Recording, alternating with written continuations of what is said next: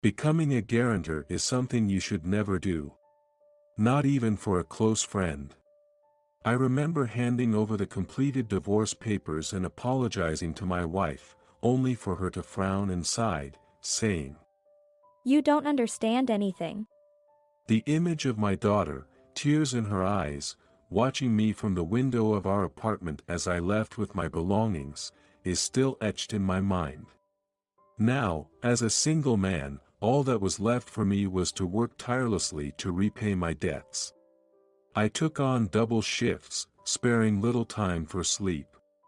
The body is always fatigued. Always at rush, and it is still good if I am able to take 3 hours sleep. My life became like that of an overworked horse, grateful for even 3 hours of sleep a night. Fate is cruel. Just as I finished paying off my debt after 15 years, I lost my sight.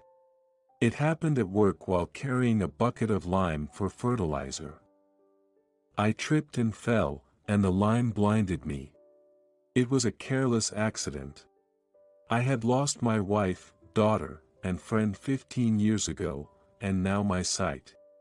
Life as a blind man since turning 48 has been unimaginably hard. Even my familiar home felt unsafe. I moved into a rehabilitation center, but as a single man, I felt no hope for the rest of my life. Night after night, I thought of death. But frequent visits from a former co-worker, Mike, who encouraged and made me laugh, helped me hold on. That being said, it is still tough. In those hard times, I would listen to a video from before the divorce, from my daughter's birthday. I can't watch it, but I can hear. I can hear us singing, "Happy Birthday." My wife asking, "What's your wish?" and my daughters giggling. "It's a secret." "Tell me." My voice said playfully. It's a record of happiest times. Listening to the video, I thought about the past and temporarily regained my composure, but in the end I couldn't think deeply about the future and just silently completed the assignments that were given to me that day. In the evening, my former work colleague Mike, who frequently came to see me, entered the room without knocking and saying, "Hey," in his usual manner. After the usual casual chat had settled down, he handed me a piece of paper and said, "Okay, look at this." I couldn't read it. He apologized and explained it. It was about a job as a health keeper, doing acupuncture and massage at companies. It's a job that's in demand recently, and Mike says it's from a company he knows. And he suggested me to try it. Honestly, I was scared. Being blind and interacting with strangers in unfamiliar places was daunting. Maybe I was afraid of venturing out into the outside world. I answered reluctantly, and Mike left me with the irresponsible line, "You'll be fine." I didn't want to, but job options for someone blind are limited. As my training period ended, I was still undecided. It had been 2 years since I lost my sight. After leaving the rehab, I went to a job training center. Mike often helped me with errands.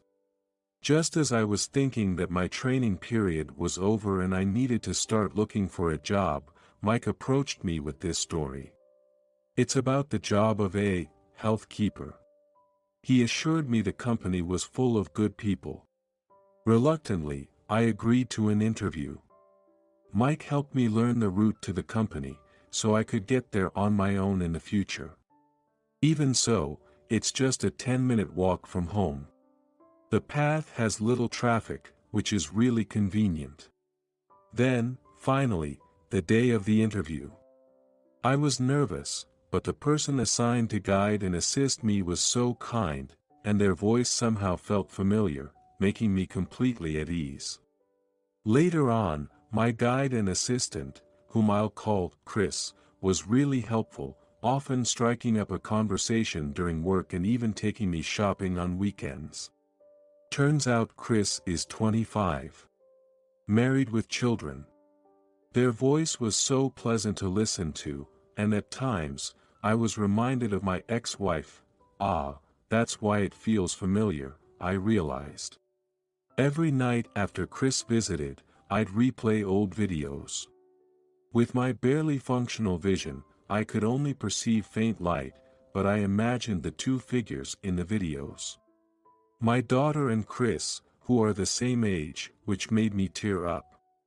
I hoped my daughter would grow up to be as kind and reliable as Chris. That was a selfish thought, I guess.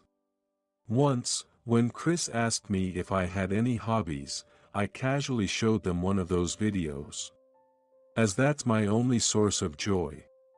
Usually, Chris would immediately share their thoughts, but that time, they remained silent. I had told Chris about my divorce, so I worried I might have made them uncomfortable. I reached out to take back my phone. That's when Chris asked softly, Do you still want to see your family? I couldn't reply right away, but eventually whispered, Yes, I do. I felt incredibly embarrassed. I'd foolishly become a guarantor for a friend who then ran away, leaving me in a mess. Even though he divorced her so as not to cause trouble to his family, he now wants to meet her. I thought that I was saying something very selfish. As I sat there, head bowed in silence, Chris handed me back my phone and seemed to be fiddling with theirs. Then, they asked me to keep the next weekend free, which I eagerly agreed to.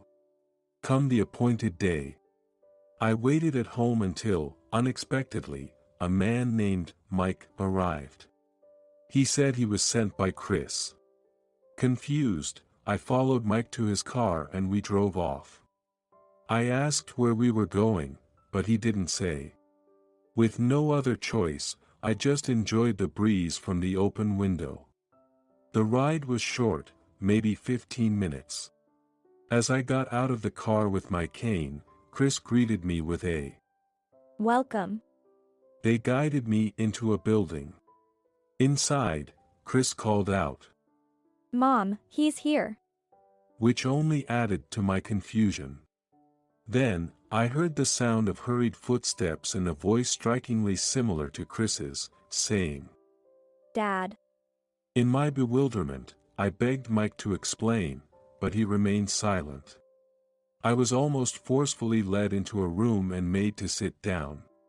Then, a woman with a voice like Chris's yelled through tears. Dad, you can be so foolish. Hearing that, I couldn't hold back my tears. I was at a loss for words, overwhelmed with surprise and guilt.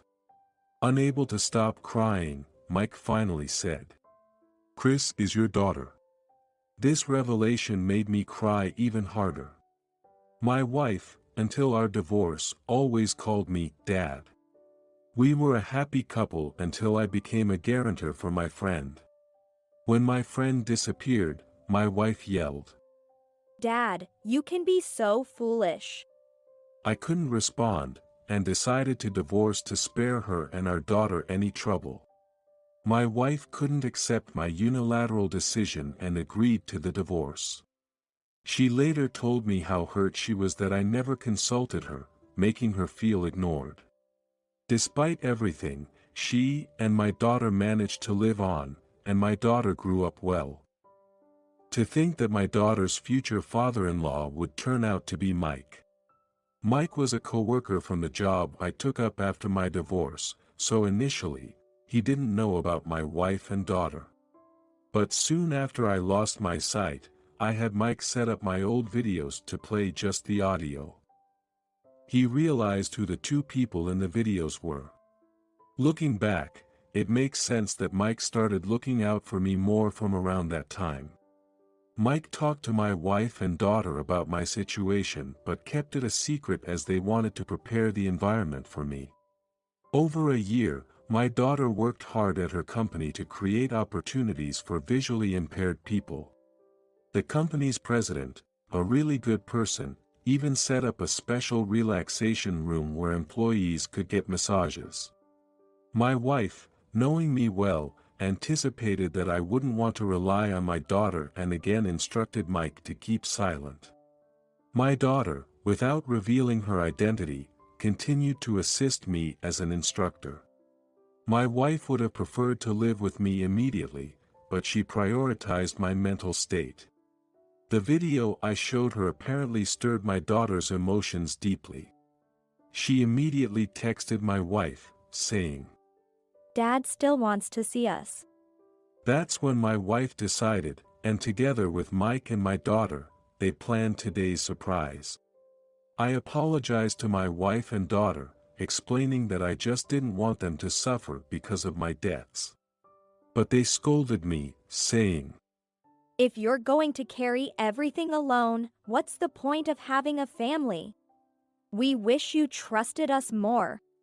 I was totally shrunken by their words, but Mike comforted me with a laugh. I thanked him, and he suggested we all meet up again. Eventually, my wife and I remarried and started living together again. At work, I get to see my daughter every day, and on weekends, her husband and kids often visit. We, including Mike's wife, frequently go out as a group of 4 parents. The hard years seem like a distant memory now, as I live these happy days. Losing my sight made me realize something. There's a limit to what one person can do. We all live supported by others. Both those who lean on and those who support are necessary for each other. That's what I want to teach my grandkids someday. Be someone who doesn't hide their